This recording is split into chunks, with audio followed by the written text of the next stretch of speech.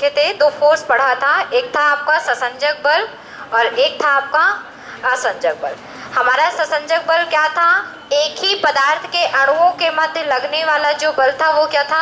ससंजक। और अलग अलग पदार्थों के अणुओं के बीच लगने वाला बल असंजक। जैसे हमने बताया था कि अगर केवल पानी है तो पानी के अणुओं के बीच जो फोर्स लगेगा वो कैसा होगा? ससंजक। और अगर हम बोलें कि पानी और गिलास के अणुओं के बीच जो फोर्स लगेगा वो कैसा होगा? तो असंजक, क्योंकि दोनों अलग अलग हो गए, गिलास के अणु अलग, पानी के अलग अणु, तो दोनों अलग अलग होने पर असंजक बल लगाएंगे। और अगर केवल पानी की बात करें तो पानी अपने अणुओं के बीच कैसा बल लगाएंगे? ससंजक। कल हमने ये बल समझा दिया था, अभी भी थोड़ा सा बता दिया है। अब इससे संबंधित हम लोग परिभाषा पढ़ेंगे। सबसे पहले आज हम लोग पढ़ेंगे श्यान्यता के बारे में, विस्कोसिटी। हेडिंग कर लीजिए सब कोई, श्यान्यता। श्यान्यता हेडिंग कर लीजिए।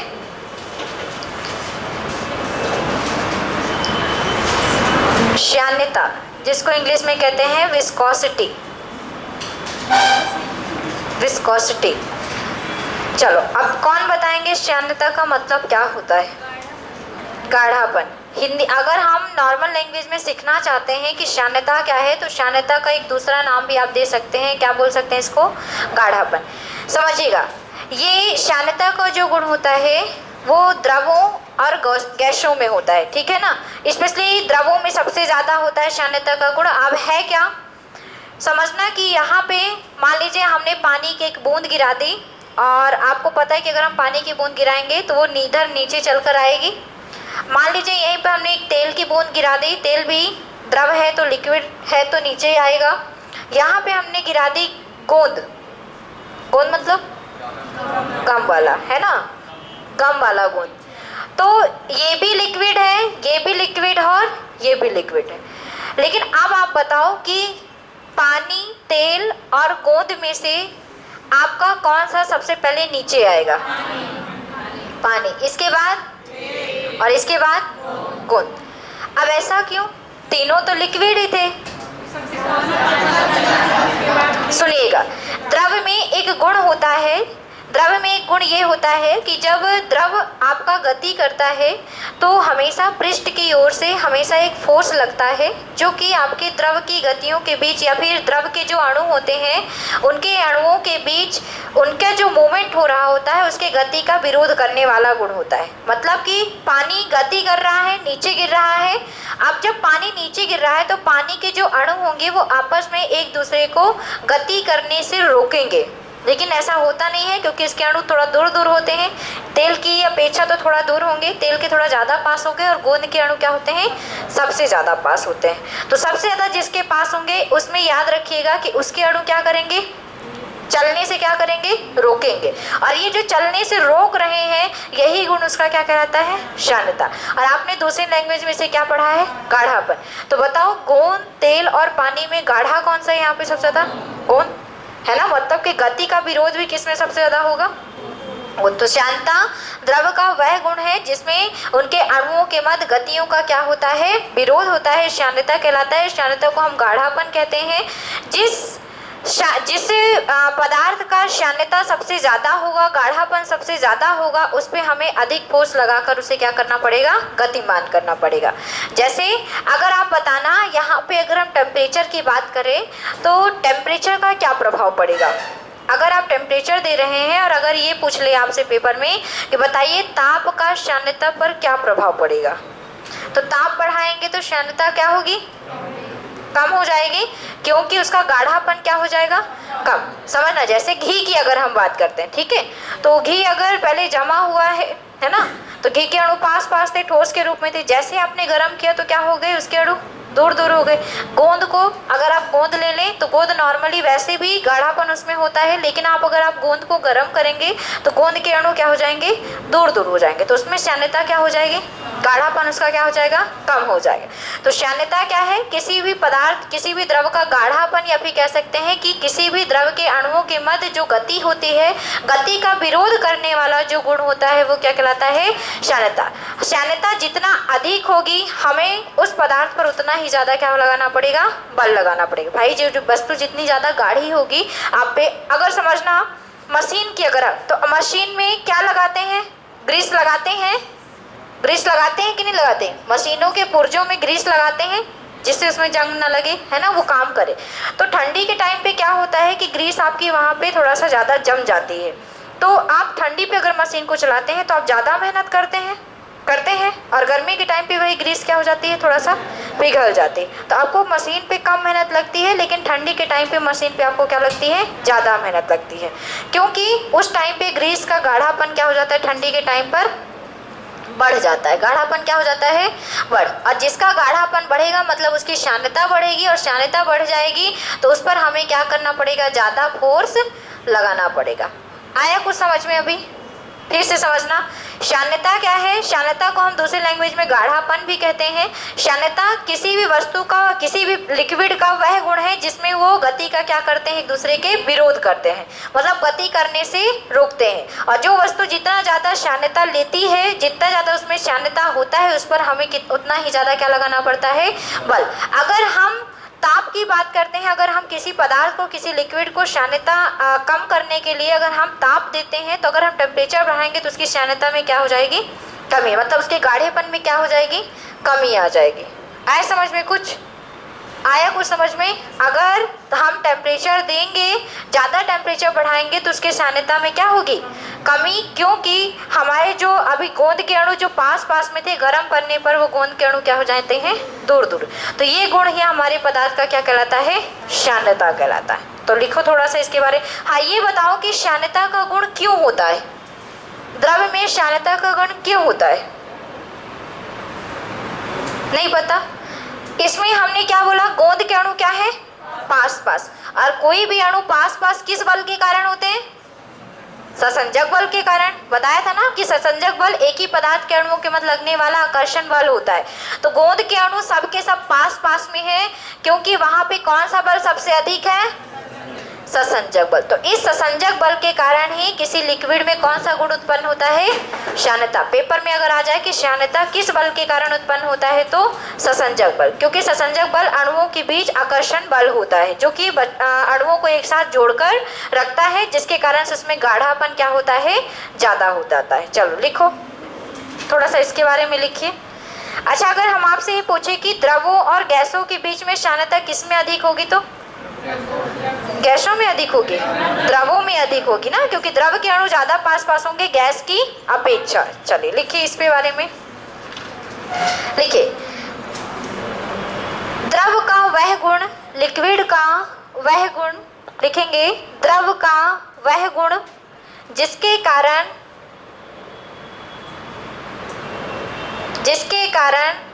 द्रवों के विभिन्न परतों के मध्य, द्रव का वह गुण जिसके कारण द्रवों के विभिन्न परतों के मध्य, द्रवों के विभिन्न परतों के मध्य आपेक्षिक गति का विरोध होता है, आपेक्षिक गति का विरोध होता है, द्रवों के आपेक्षिक गति का विरोध होता है, श्यानता कहलाता है। द्रवों का वह गुण जिसके कारण द्रवों के विभिन्न परतों के मध्य आपेक्षिक गति का क्या होता है, विरोध होता है, क्या कहलाता है, श्यानता। श्यानता को गाढ़ापन भी कहते हैं, श्यानता को गाढ़ापन भी कहते हैं, गाढ़ापन भी कहते हैं, तथा श्यानता का यह गुण ससंजक बल के कारण, श्यानता का यह गुण ससंजक बल के कारण होता है, श्यानता का यह गुण ससंजक बल के कारण होता है। द्रवों की श्यानता गैसों की अपेक्षा, लिखेंगे द्रवों की श्यानता गैसों की अपेक्षा, द्रवों की श्यानता गैसों की अपेक्षा अधिक होती है, द्रवों की श्यानता गैसों की अपेक्षा अधिक होती है, तथा आदर्श द्रव की श्यानता, आदर्श द्रव की श्यानता शून्य होती है, आदर्श द्रव की श्यानता शून्य होती है। आदर्श द्रव मतलब पानी तो होगा ही, द्रव बोल रहे हैं तो पानी ही है वहां पे। आदर्श द्रव मतलब किसे कहेंगे आदर्श द्रव, ये बताओ पहले। चलो क्या है आदर्श द्रव का मतलब? आदर्श होगा वो। हाँ बताओ क्या होगा आदर्श द्रव, आप लोग बताओ किसको कहेंगे आदर्श द्रव, ये बताओ। चलो इंग्लिश में आइडियल लिक्विड बोलेंगे, आदर्श द्रव को आइडियल लिक्विड बोलते हैं। सुनिएगा, जब किसी भी मतलब कोई ऐसा द्रव, कोई ऐसा लिक्विड जिसमें श्यानता का गुण भी ना हो, मतलब गाढ़ापन भी ना हो, और उसमें संपीडितता का गुण भी ना हो, मतलब उसमें कोई दाब भी काम ना करे, उस प्रकार का द्रव होता है आदर्श द्रव। और वास्तव में आदर्श द्रव नहीं होता, ये एक काल्पनिक कल्पना की गई है कि ऐसा कोई द्रव हो सकता है, लेकिन वास्तव में ऐसा कोई भी द्रव नहीं होता, क्योंकि सभी द्रवों में कोई ना कोई प्रेशर होता है और सभी द्रवों में थोड़ा ना थोड़ा सा क्या होता है, श्यानता जरूर होती, गाढ़ापन जरूर होता है। जैसा हमारा पानी में अगर हम अपेक्षा की बात करें तो तेल की कम है श्यानता, तेल की अपेक्षा क्या है पानी में, कम है, लेकिन ये बताया गया कि आदर्श द्रव की कल्पना की गई कि कोई ऐसा द्रव होगा जो बनाया जाएगा जिसमें ना तो श्यानता होगी और ना ही क्या होगी, ताप होगा, संपीडितता होगी।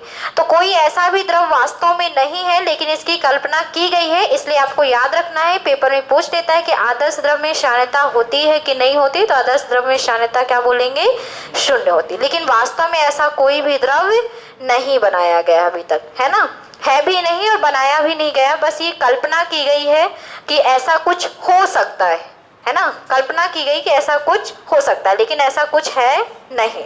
तो लिखेंगे आदर्श द्रव्य की श्यानता क्या होती है, शून्य होती।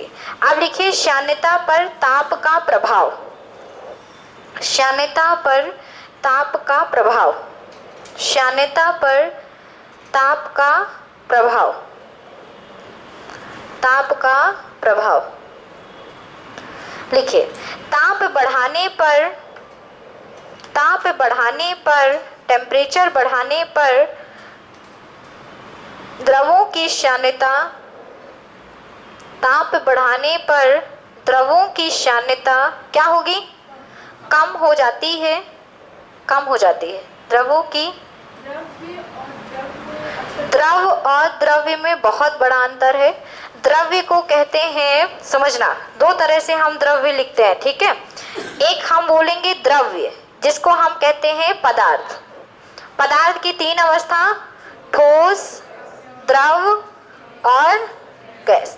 तो ये वाला द्रव है लिक्विड, ये वाला द्रव क्या है, लिक्विड, और ये वाला द्रव क्या है, एक पदार्थ। तो इस पदार्थ का ये क्या है, एक अवस्था है, ये है ना, ये ठोस, द्रव, गैस क्या है, एक अवस्था है तो पदार्थ ही, लेकिन क्या है सबकी ये अलग अलग अवस्था। जिसके अणु पास पास में होंगे उनके हमको ठोस कहेंगे, जिनके अणु ठोस के अपेक्षा थोड़ा थोड़ा सा दूर होंगे उनको हम द्रव कहेंगे, और जिनके अणु बहुत दूर दूर होंगे उनके अणु वो क्या कहलाएंगे, गैस कहलाएंगे। दोनों में बहुत बड़ा अंतर है, ठीक है। चलो क्या बोल रहे थे, ताप बढ़ाने पर द्रवों की श्यानता क्या हो जाती है, कम हो जाती है। मतलब श्यानता कम होगी, मतलब क्या कम होगा, गाढ़ापन कम हो जाएगा। क्योंकि आगे लिखे, क्योंकि ताप बढ़ाने पर, क्योंकि ताप बढ़ाने पर द्रव के अणुओं के मध्य गतिज ऊर्जा बढ़ जाती है। क्योंकि ताप बढ़ाने पर द्रवों के अणुओं के मध्य गतिज ऊर्जा, काइनेटिक एनर्जी, गतिज ऊर्जा बढ़ जाती है, गतिज ऊर्जा बढ़ जाती है, और इनके मध्य ससंजक बल का मान भी कम हो जाता है, और इनके मध्य ससंजक बल का मान भी कम हो जाता है। ससंजक बल का मान भी क्या हो जाता है, कम हो जाता है। तो अगर पेपर में आ जाए कि बताइए अगर हम श्यानता, अगर ये पूछ ले कि ताप बढ़ाने पर श्यानता क्या होगी, तो श्यानता क्या हो जाती है, कम, क्योंकि अणु क्या हो जाते हैं, दूर दूर। जब अणु पास पास में रहेंगे तो श्यानता ज़्यादा रहेगी, जब अणु दूर दूर हो जाएंगे तो श्यानता कम हो जाएगी। और दूर दूर अणु कब होंगे, जब उसे हम क्या देंगे, टेम्परेचर। चलिए आगे लिखिए, श्यानता का एसआई मात्रक, श्यानता का एसआई मात्रक क्या होगा? पॉइस। श्यानता का एसआई मात्रक क्या होता है? पॉइस होता है। श्यानता का एसआई मात्रक पॉइस होता है। पॉइस के अलावा कुछ और भी हो सकता है क्या? पॉइस तो सीजीएस होता है, लेकिन अगर हम एसआई सुनिए, एक होता है आपका किलोग्राम प्रति मीटर इंटू सेकेंड। इसका एसआई मात्रक अगर पूछ ले तो एसआई मात्रक होता है किलोग्राम प्रति मीटर इंटू सेकेंड, ये होता है। और इसको ही सीजीएस में हम कहते हैं पॉइस। क्या कहते हैं इसको? हम पॉइस कहते हैं। और पेपर में पूछा जाता है कि 1 किलोग्राम प्रति मीटर इंटू सेकेंड बराबर कितने पॉइस होता है, तो याद रखेंगे 10 पॉइस होता है। कितना होता है? अगर एसआई मात्रक वहाँ पे लिखना है, एसआई मात्रक पे पॉइस नहीं लिखना, ये सीजीएस मात्रक है। कैसा मात्रक है ये? सीजीएस। और एसआई मात्रक क्या होता है हमारे इसका? किलोग्राम प्रति मीटर इंटू सेकेंड होता है। लिखिए kilogram into metre into second, kilogram प्रति मीटर इंटू सेकेंड। और सीजीएस में क्या होगा इसका मात्रा? पॉइस। पॉइस की जगह और हम क्या लिख सकते हैं?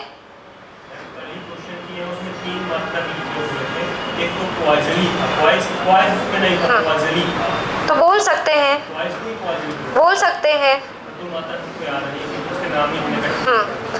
तो बोल सकते हैं, क्यों नहीं बोल सकते हैं। लेकिन अगर हम पॉइस की जगह पॉइस ना लिख के कुछ इसकी जगह पे कुछ और लिखें तो यहाँ पे क्या बनेगा? किलोग्राम की जगह ग्राम बनेगा और मीटर की जगह सेंटीमीटर इंटू सेकेंड। बोलो भाई। देखिए हमने आपको बताया था ना कि किलोग्राम का अगर सीजीएस लिखेंगे तो ग्राम लिखेंगे, मीटर को हम लिखेंगे तो सेंटीमीटर लिखेंगे। तो अगर हमको एसआई मात्रक पूछ रहा है तब हम क्या लिखेंगे? किलोग्राम प्रति मीटर इंटू सेकेंड। और अगर सीजीएस पूछ रहा है तो ग्राम प्रति सेंटीमीटर इंटू सेकेंड। अगर ये नहीं लिखा तो ये ऑप्शन पे जरूर होगा, क्योंकि ज़्यादातर हम श्यानता का मात्रक क्या पढ़ते हैं?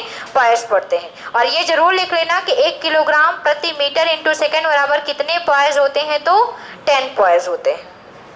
चलिए आगे लिखिए, एग्जाम्पल लिखिए। अच्छा विमीय सूत्र बताइए इसका। विमीय सूत्र निकालिए। सूत्र आपके सामने लिखा है, विमीय सूत्र निकाल के बताइए। M1 L-1 T-, very good. चलो 1 लिखें तो लिखें, ना लिखें तो सब चल जाएगा, है ना। लेकिन इनको लिखना पड़ेगा क्योंकि ये ऊपर से क्या जा रहे हैं? नीचे से ऊपर जा रहे हैं। चलिए एग्जाम्पल लिखिए। एग्जाम्पल लिखेंगे। ठंडी में मशीनों के पुर्जे जाम होने लगते हैं। ठंडी में मशीनों के पुर्जे जाम होने लगते हैं क्योंकि मशीनों में लगे स्नेहक की श्यानता बढ़ जाती है। मशीनों में लगे स्नेहक को क्या कहेंगे? ग्रीस कहेंगे, ठीक है। स्नेहक की श्यानता बढ़ जाती है। स्नेहक की श्यानता क्या हो जाती है? बढ़ जाती है। इसी कारण से पुर्जे क्या होने लगते हैं? जाम होने लगते हैं। बोले एक बार फिर से लिखेंगे। ठंडी में मशीनों के पुर्जे जाम होने लगते हैं क्योंकि उसमें लगे जो स्नेहक होते हैं, ग्रीस होती है, उसकी श्यानता क्या हो जाती है? बढ़ जाती। भाई जब अणु पास आ जाएंगे तो श्यानता का मान बढ़ जाएगा, और जिसमें जितना ज़्यादा श्यानता बढ़ेगी हमें उसमें क्या होगा? उतना ज़्यादा फोर्स लगाना पड़ेगा। आया समझ में? चलो अब लिखिए पृष्ठ तनाव। अब लिखिए पृष्ठ तनाव। हेडिंग करिए सबको ही, पृष्ठ तनाव। इंग्लिश में क्या कहेंगे पृष्ठ तनाव को? Surface tension. अब आप ही डिफाइन करेंगे कि पृष्ठ तनाव क्यों होता है। पृष्ठ तनाव भी वस्तु का एक गुण, द्रव का एक गुण है। जैसे श्यानता एक गुण था, वैसे हमारा पृष्ठ तनाव भी द्रव का एक गुण है। तो कौन बताएंगे कि ये पृष्ठ तनाव होता क्यों है? पहले तो यही बताओ कि ये होता क्यों है, बताइए कि क्यों होता है ये। भाई सबको पता है, हमने आपको द्रव की कुछ क्वालिटी बताई थी कि द्रव गहराई में जाता है तो अपने आप को क्या करता है, उसमें प्रेशर की मात्रा क्या होती है, बढ़ती है। प्रत्येक द्रव्य में एक क्वालिटी होती है कि अगर आप उसे द्रव को छोटे से बिंदु पर भी, छोटे से पात्र पे भी रखते हैं तो द्रव क्या होता है, उस पात्र पे चला जाता है। अगर कोई पतली सी आप पाइप ले लीजिए, उसमें भी हमारा द्रव क्या होता है, चला। मतलब ये कहने का मतलब है कि जो हमारा लिक्विड होता है उसमें कम क्षेत्रफल तथा कम आकार को ग्रहण करने का क्या होता है, गुण होता है। कम क्षेत्रफल और कम आकार के ग्रहण करने का क्या होता है, गुण होता है। इस गुण के कारण इसमें एक हमेशा तनाव उत्पन्न रहता है। अपने आप को कम क्षेत्रफल और कम आकार में डालने के लिए एक तनाव हमेशा बना रहता है और इस तनाव को ही हम क्या कह देते हैं, पृष्ठ तनाव। जैसे समझिएगा, अगर आप पानी को बड़े से पात्र में डालें तो पानी उसमें भी चला जाएगा। पानी को अगर आप छोटे से पात्र में डालें, पानी उसमें भी चला जाएगा। तो पानी के अणुओं में हमेशा एक खिंचाव बना रहता है कम क्षेत्रफल और कम आकार के बर्तनों में जाने के लिए। तो ये जो तनाव हमेशा इसमें बना रहता है हमारे द्रव्य में, उसी को हम क्या कहते हैं, पृष्ठ तनाव कहते हैं। याद रखेंगे, पेपर में अगर आ जाए कि बताइए अगर कोई द्रव जो है कम क्षेत्रफल और कम आकार के बर्तनों में जा रहा है तो क्यों, क्योंकि उसमें क्या उत्पन्न है, पृष्ठ तनाव उत्पन्न है। अगर हम अभी पृष्ठ तनाव होता क्यों है, क्योंकि पानी के अणुओं के मध्य कौन सा बल लगता है आपस में, ससंजक बल।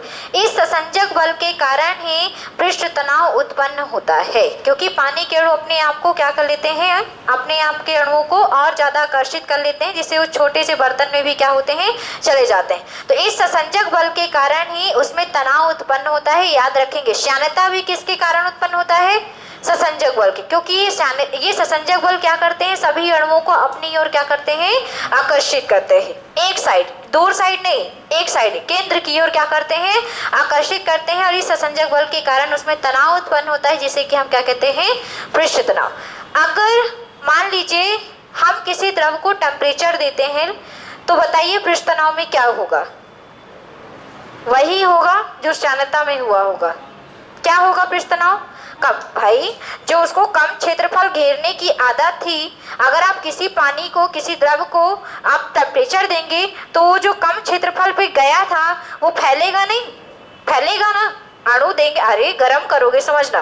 मान लो ये बर्तन में पानी है, अब आप पानी तो भर दिए, आपने नीचे से हीट दी, इसको हीट देंगे तो पानी के अणु और क्या होंगे, दूर दूर होंगे। मतलब ससंजक बल का मान क्या होगा, कम होगा। ससंजक बल क्या होता है, आपस में आकर्षित करना। लेकिन हम गर्म करेंगे तो आकर्षित करने का गुण क्या हो जाएगा, दूर हो जाएगा। मतलब कि पानी के अणु और क्या होंगे, दूर दूर होंगे। मतलब इनमें जो टेंशन था, तनाव था, वो क्या हो जाएगा, बढ़ जाएगा कि कम हो जाएगा, कम हो जाएगा। भाई टेंशन, जो क्षेत्रफल, कम क्षेत्रफल पाने का जो गुण था इसमें, वो क्या हो जाएगा, धीरे धीरे कम हो जाएगा, क्योंकि इसके अणु क्या हो जाएंगे, दूर दूर हो जाएंगे।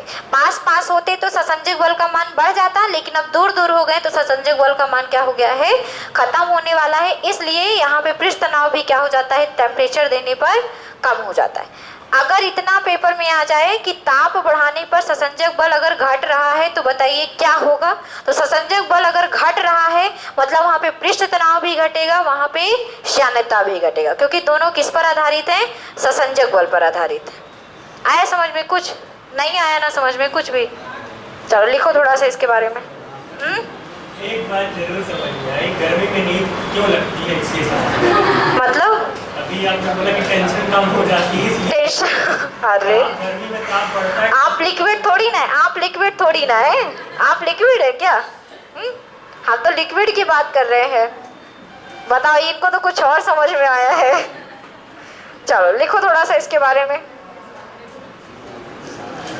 बोल रहे नींद इसीलिए आती है जिससे टेंशन कम हो जाती है। अरे हम द्रव की बात कर रही है, अपने ऊपर ट्राई कर रहे हैं। चलो लिखो, द्रव का पृष्ठ लिखे, द्रव का पृष्ठ, पृष्ठ मतलब सरफेस। द्रव का पृष्ठ सदैव तनाव की स्थिति में रहता है। द्रव का पृष्ठ सदैव तनाव की स्थिति में रहता है, तनाव की स्थिति में रहता है तथा उसमें कम से कम क्षेत्रफल कम से कम क्षेत्रफल व आकार प्राप्त करने की प्रवृत्ति होती है तथा उसमें कम से कम क्षेत्रफल तथा आकार प्राप्त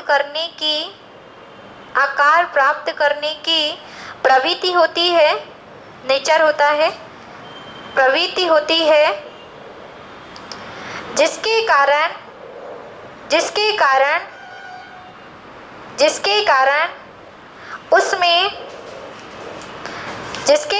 उसमें तनाव उत्पन्न होता है और इसे ही द्रव का पृष्ठ तनाव कहते हैं। जिसके कारण उसमें तनाव उत्पन्न होता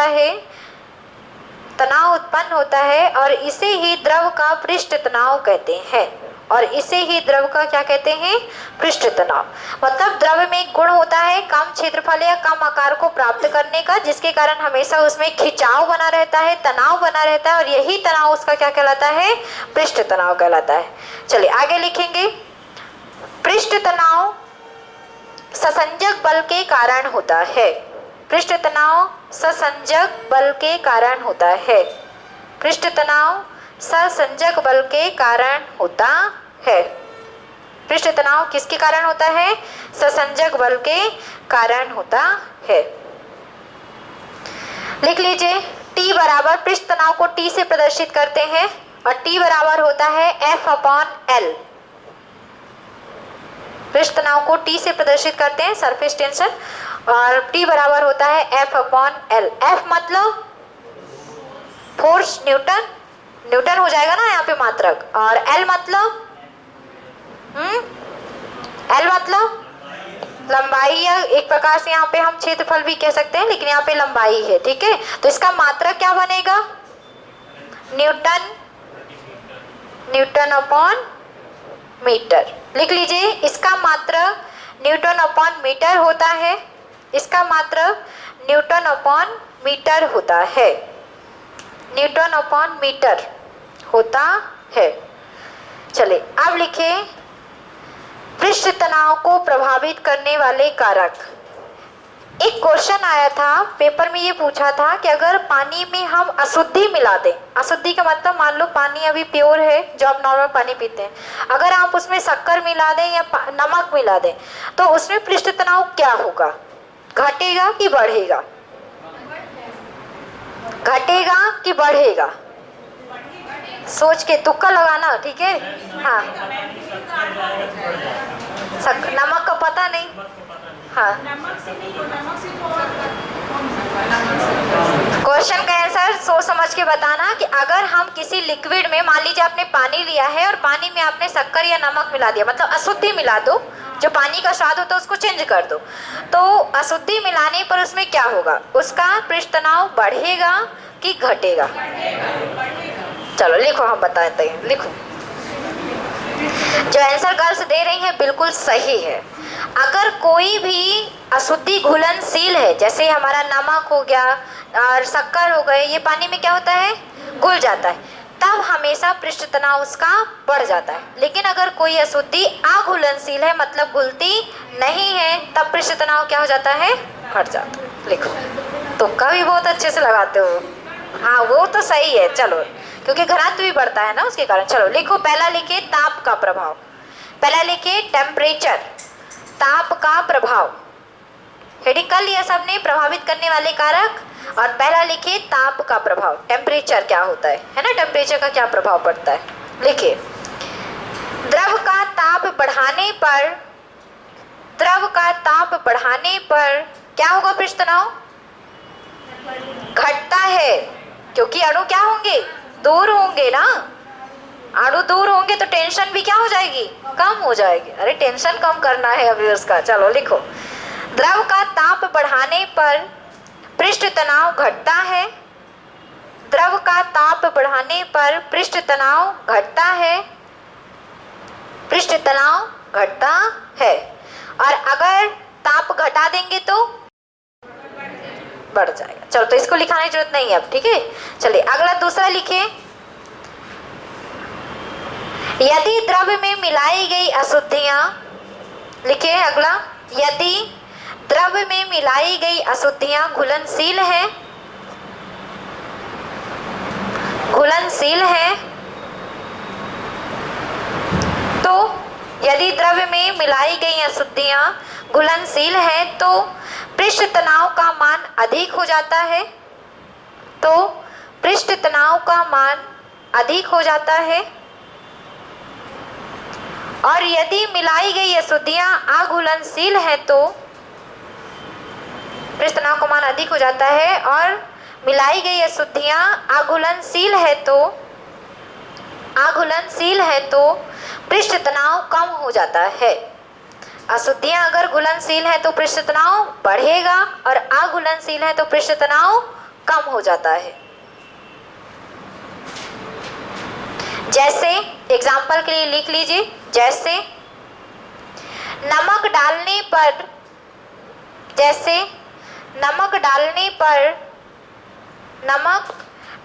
पर जल का पृष्ठ तनाव अधिक, नमक डालने पर जल का पृष्ठ तनाव अधिक, जल का पृष्ठ तनाव अधिक, तथा तेल डालने पर, तेल डालने पर जल का पृष्ठ तनाव कम हो जाता है, जल का पृष्ठ तनाव कम हो जाता है, जल का पृष्ठ तनाव क्या हो जाता है, कम हो जाता है।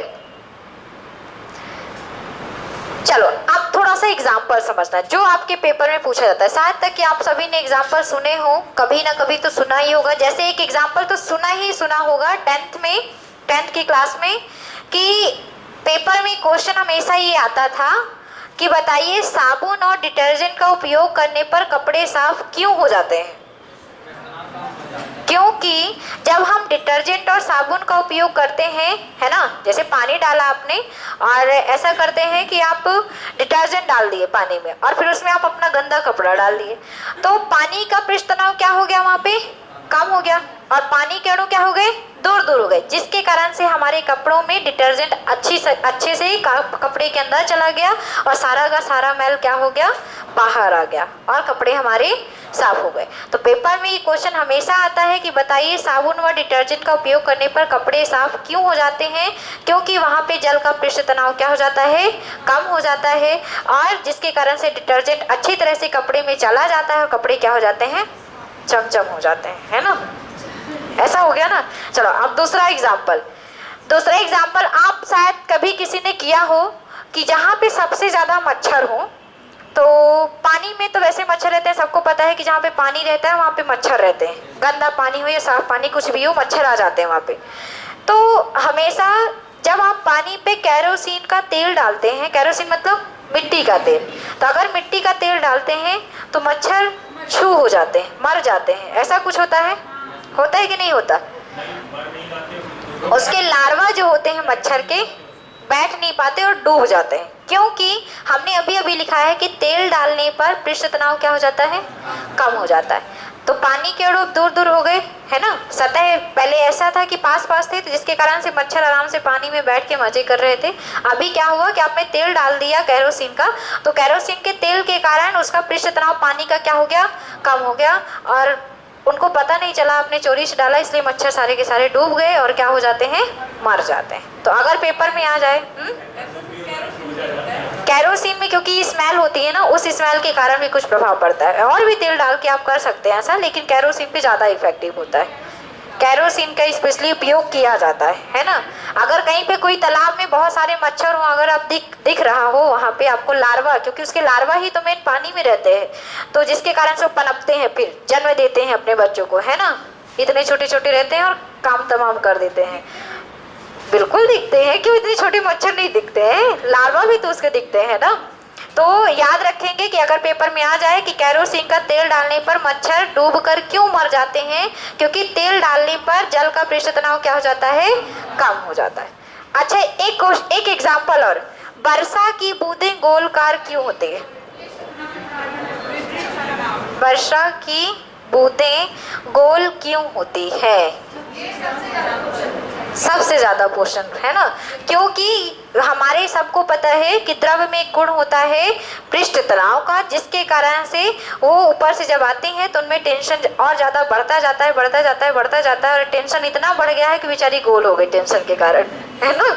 तो उस टेंशन को याद रखना कि वर्षा की बूंदें क्यों गोल होती हैं, तो सीधे सीधे आंसर लगाना है पृष्ठ तनाव के कारण, इस टेंशन के कारण। अपना टेंशन नहीं लिखना कि हमारे टेंशन के कारण। चलो लिखो एग्जाम्पल। कौन सा? हाँ, अरे हाँ, बिल्कुल बिल्कुल बिल्कुल। जैसे एक हमेशा एग्जाम्पल ये भी आता है कि गरम सूप पीने पे ज़्यादा स्वादिष्ट लगता है, बासी सब्जी खाने पे कम स्वादिष्ट लगती है, ऐसा कुछ है ना। तो ऐसा क्यों होता है भाई? क्योंकि जब गर्म होता है तो पृष्ठ तनाव क्या हो जाता है? कम हो जाता है, और कम होगा तो हमारा लिक्विड अच्छी तरह से क्या हो जाएगा? मुंह में फैल जाता है, जिसके कारण से हम सूप का अच्छे से स्वाद ले सकते हैं। अरे सब्जी से ही ले लो, बासी सब्जी खाते हो तो कम स्वादिष्ट लगती है, ताजी ताजी खाते हो तो ज़्यादा स्वादिष्ट लगती है गरम गरम। अब खाए हो देखो तो झूठ मत बोलना, है ना। हाँ, उतनी ही स्वादिष्ट लगती। कुछ लोगों को बासी ज़्यादा स्वादिष्ट लगती है। हाँ, देख लो, देखो, वैसे बिल्कुल सही। अगर खीर खाना हो तो ठंडी खीर खाइए, और बासी बना लो, बासी कर दो, ज़्यादा बेटर है ना। चलो लिखो, लिखिए लिखिए अब। अरे खाने बस की बात करो, बहुत मजे आते हैं, है ना। लिखिए, जैसे एग्जाम्पल के लिए लिखिए, जैसे साबुन और डिटर्जेंट, साबुन और डिटर्जेंट डालने पर, हाँ, निरमा डाल लो, घड़ी डाल लो, और कौन कौन से आते हैं? संगम, सर्फ एक्सल, कुछ भी डाल लो वहाँ पे, है ना। साबुन और डिटर्जेंट डालने पर जल का पृष्ठ तनाव कम हो जाता है। साबुन और डिटर्जेंट डालने पर जल का पृष्ठ तनाव कम हो जाता है, जिसके कारण डिटर्जेंट कपड़े के मैल में अच्छे से घुल जाते हैं, जिसके कारण डिटर्जेंट कपड़े के मैल में अच्छे से घुल जाते हैं, कपड़े के मैल में अच्छे से घुल जाते हैं, और कपड़ा साफ हो जाता है। कपड़े के मैल में अच्छे से घुल जाते हैं और कपड़ा साफ हो जाता है। 3-4 इसके फेमस एग्जाम्पल हैं, पेपर में बहुत ज़्यादा आते हैं। दूसरा एग्जाम्पल लिखिए, तालाब या पानी में केरोसिन डालने पर, दूसरा एग्जाम्पल लिखिए, तालाब या पानी में केरोसिन डालने पर, तालाब या पानी में केरोसिन डालने पर पानी का पृष्ठ तनाव कम हो जाता है, पानी का पृष्ठ तनाव कम हो जाता है। केरोसिन डालने पर पानी का पृष्ठ तनाव कम हो जाता है, जिसके कारण पानी का पृष्ठ तनाव कम हो जाता है, जिसके कारण उसमें उपस्थित मच्छर का लार्वा, उसमें उपस्थित मच्छर के लार्वा डूबकर मर जाते हैं। उसमें उपस्थित मच्छर के लार्वा डूबकर मर जाते हैं, क्योंकि पृष्ठ तनाव क्या हो जाता है? पानी का कम हो जाता है। चलो अगला लिखिए, गरम सूप ठंडे सूप की अपेक्षा ज़्यादा स्वादिष्ट लगता है। गरम सूप ठंडे सूप की अपेक्षा ज़्यादा स्वादिष्ट लगता है। गरम सूप ठंडे सूप की अपेक्षा ज़्यादा स्वादिष्ट लगता है, क्योंकि गरम होने पर उसका पृष्ठ तनाव कम हो जाता है, क्योंकि गरम होने पर उसका पृष्ठ तनाव कम हो जाता है। गर्म होने पर उसका पृष्ठ तनाव कम हो जाता है और वह जीभ पर अच्छी तरह से फैल जाता है। पृष्ठ तनाव कम हो जाता है और वह जीभ पर अच्छी तरह से फैल जाता है। पृष्ठ तनाव कम हो जाता है और वह जीभ पर क्या होता है? अच्छी तरह से फैल जाता है। कुछ लोगों की तो जीभ भी जल जाती है ना। चलो अगला लिखिए, पृष्ठ तनाव के कारण ही वर्षा की बूंदें गोलाकार होती है। पृष्ठ तनाव के कारण ही वर्षा की बूंदें क्या होती हैं, गोलाकार होती है। चलो आज हम लोग इसका एक लास्ट पॉइंट पढ़ने जा रहे हैं, केशिकत्व। जल्दी से हेडिंग कर लीजिए तो अब ये भी हो जाए। केशिकत्व के भी कई सारे एग्जाम्पल हैं जो पेपर में पूछे जाते हैं। हाँ, मिट्टी का जैसे केशिकत्व क्या होता है पहले ये समझा देते हैं, फिर एग्जाम्पल समझाएं तो समझ में आए। चलिए हेडिंग कर लीजिए सबको ही, केशिकत्व। कैपिलरिटी, इंग्लिश में कहते हैं कैपिलरिटी।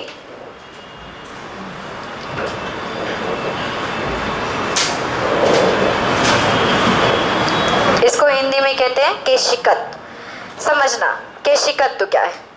किसी भी द्रव का केस नली में ऊपर चढ़ना या केस नली से नीचे आना ही क्या कहलाता है, उसका गुण केशिकत्व। अब ये केस नली क्या है, केस मतलब बाल नहीं हुआ यहाँ पे, ठीक है, कि केस में समझ लो कि केस बोल रहे हैं। यहाँ पे पानी भरा हुआ है। केस नली का मतलब है, आपने हमेशा एक शायद पाइप देखी हो, कांच की होती है, एक ऐसी जिसका ऊपरी सिरा भी खुला हुआ होता है और निचला सिरा भी खुला हुआ होता है। उसको अगर आप पानी में डालें तो आप देखेंगे कि आपका पानी ऊपर चढ़ जाता है। होता है ऐसा? अभी अगर नहीं देखा ना तो ट्राई करना। अरे वो हाँ, तो उसमें अगर नहीं खरीदना आपको कांच की पाइप तो अपना पेन का ही जुगाड़ कर लेना, है ना। पेन में भी ऐसा हो जाएगा, ऊपरी का सिरा खुला होगा, नीचे का भी सिरा खुला होगा। जिसका ऊपर और नीचे का सिरा खुला होता है उसको हम कहते हैं केस नली। उसको हम क्या कहते हैं, केस नली या ट्यूब बोल सकते हो।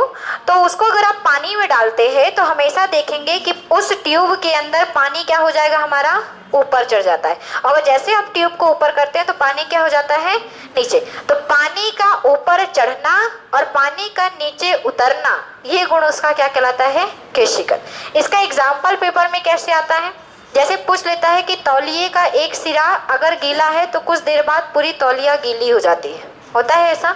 या ऐसा कर दो कि पानी, बाल्टी में पानी भरा है, तौलिए का एक सिरा डुबा देना, पूरी तौलिया बाहर रख देना, फिर देखना कुछ देर बाद क्या होगा, पूरी की पूरी तौलिया क्या हो जाएगी, गीली। होता है ऐसा? नहीं किया है तो आज कर लेना, है ना, है ना, वो कर लेना। दूसरा एग्जाम्पल, सबके घर में चिमनी जली होगी कभी ना कभी। अब मोमबत्ती जलती है वो अलग मैटर है ना। तो जो लालटेन का जमाना था और जो चिमनी का जमाना था, या फिर कह सकते हैं दिए तो अभी भी जलते हैं सबके घर में, है ना। तो हम क्या देखते हैं कि हम जब दिए में, या फिर कह सकते हैं कि हमारी जो चिमनी होती है, तो चिमनी में कैरोसिन नीचे भरा होता है और ऊपर ये आपका यहाँ पे, तो आप देखते हैं कि हमारी जो चिमनी होती है वो लगातार जलती रहती है, क्योंकि यहाँ पे जो तेल भरा हुआ है वो कपड़े के माध्यम से केशिकत्व के कारण क्या होता है, ऊपर चढ़कर आता है और वही तेल क्या होता है, जलता है। ऐसे सेम दिए में भी होता है। दिए की बत्ती जो होती है आगे होती है, ऐसा तो नहीं तेल के अंदर होती है, आगे होती है और वही जलती है कंटिन्यू। तेल कुछ देर बाद आप क्या देखते हैं, जब दिया हमारा जलना शुरू कर देता है तो तेल क्या हो जाता है, खत्म।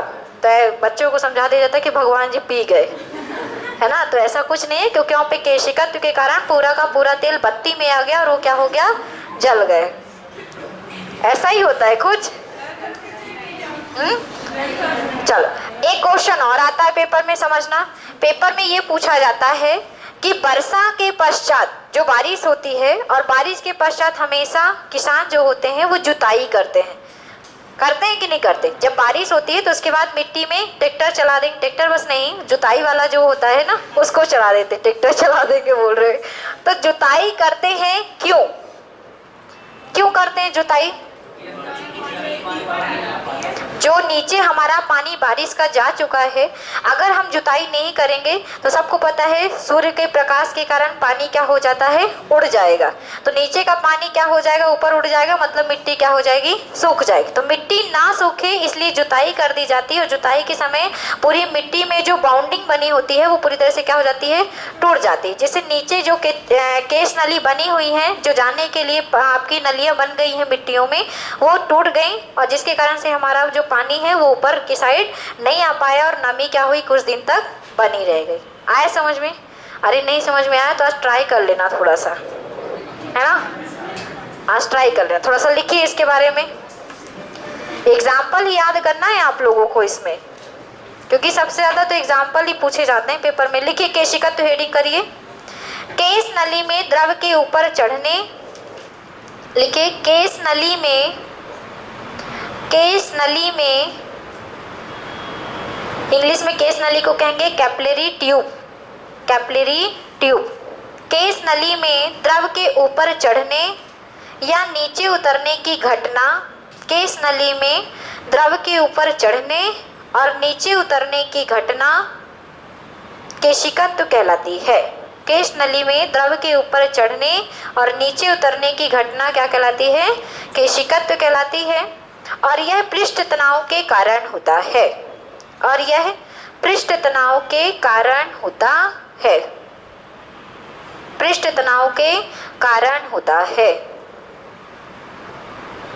लिख लीजिए H बराबर 2t cos theta upon RTG। H बराबर, क्योंकि ऊपर चढ़ता है पानी और नीचे उतरता तो एक प्रकार की हाइट हो गई है, तो H बराबर होता है 2t cos theta upon RTG। ये लिखो, फिर बताते हैं कि यहाँ पे T क्या है, R क्या है, D क्या है, G क्या है। H यहाँ पे पृष्ठ तनाव है, ठीक है, याद रखेंगे। H क्या है यहाँ पे? पृष्ठ तनाव है, जिसके बराबर क्या होता है? 2t। T यहाँ पे क्या है? पृष्ठ तनाव। बताया था ना पृष्ठ तनाव को कैसे प्रेजेंट करते हैं? T से।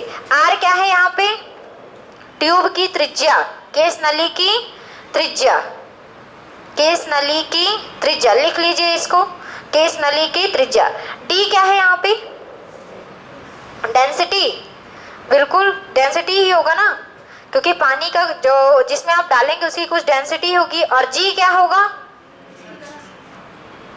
गुरुत्वीय त्वरण। हाँ, जो पहले की क्लास में नहीं रहे होंगे तो उनको थोड़ा सा कम समझ में आ रहा होगा कि गुरुत्वीय त्वरण क्या होता है, घनत्व क्या होता है ना। उनको थोड़ा सा कम समझ में आएगा ही, क्योंकि वो जानते नहीं है कि गुरुत्वीय त्वरण है क्या। आप लोग जानते हैं कि नहीं जानते हैं? नहीं जानते हैं। कौन बताएंगे त्वरण की परिभाषा? सब बता देना। वेग में परिवर्तन त्वरण कहलाता है। यही बताएंगे। अब क्या बताएं? चलो अभी नहीं बताएंगे, अभी एग्जाम्पल लिखो। चलो, अब थीटा क्या है यहाँ पे? कोण है। कैसा कोण है? जो हमारी केस नली है और पानी के बीच सतह में बनने वाला जो एंगल होगा वही हमारा वहाँ पे थीटा होगा। पेपर में इसके बारे में नहीं आता, लेकिन याद रखना कि H बराबर क्या होता है? 2t cos theta upon RTG। चलिए एग्जाम्पल लिखिए इसके, तो ये खत्म हो जाए आज। लालटेन में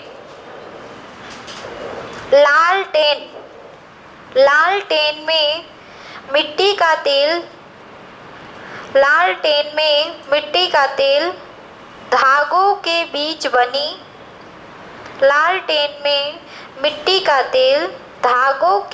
बनी केस नली के कारण ऊपर चढ़ता है। धागों के बीच बनी केस नली के कारण ऊपर चढ़ता है। दूसरा एग्जाम्पल लिखिए, केस नली के कारण ऊपर चढ़ता है। दूसरा एग्जाम्पल लिखेंगे, खेतों में दिया गया पानी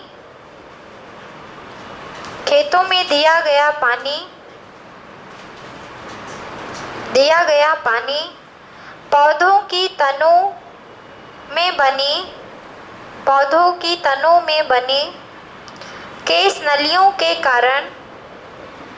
खेतों में दिया गया पानी पौधों के तनों में बनी, तनों समझ गए ना, तनों में बनी केस नलियों के द्वारा ऊपर चढ़ता है। केस नलियों के द्वारा ऊपर चढ़ता है। तनों में बनी केस नलियों के द्वारा क्या होता है? ऊपर चढ़ता है। अगला लिखिए एग्जाम्पल। वर्षा के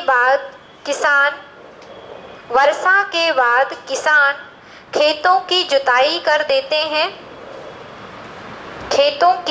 वर्षा के बाद किसान खेतों की जुताई कर देते हैं, जिससे मिट्टी में बनी केस नली टूट जाए।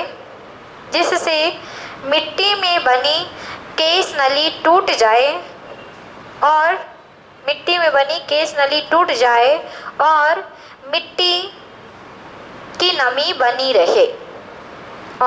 की नमी बनी रहे।